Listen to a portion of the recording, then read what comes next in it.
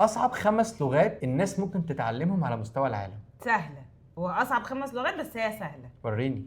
الصيني. الصيني رقم 1 بس هو الماندرين. ايوه Chinese. ماندرين تشاينيز انا تمام. عارفه. حاجه تانية اسيويه. اه ياباني. الياباني رقم 3 في القائمة. طبعا. الكوري.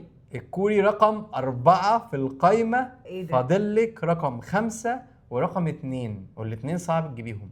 هجيبهم. وريني. اللغه الهنديه حاجه هندي. لا رقم 2 مش هتخطر على بالك اساسا. انا هقول لك العربي. هي خطرت ازاي؟ ايوه طبعا. خطرت العربي. ازاي عليك؟ اللغه العربيه. طب انت عارفه ليه العربي ليه بالنسبه لناس كتيره صعب؟ علشان مخارج الحروف. غير كده لانه بيبتدي من اليمين للشمال عكس معظم لغات العالم، بالنسبه لمعظم الناس بيبقى صعب جدا. فاضل لك رقم 5. قول لي قاره طيب. اوروبا. طبعا مش فرنش ولا سبانيش ولا الكلام ده. نرويجي. لا مش النرويجي. دنماركي. فنلندي. فنلندي. لا مش فنلندي. دنماركي. غلط. رقم 5 هي المجر. المجر. اللغه المجريه 5 اصعب لغه على مستوى العالم من حيث ان الناس تتعلمها. واو.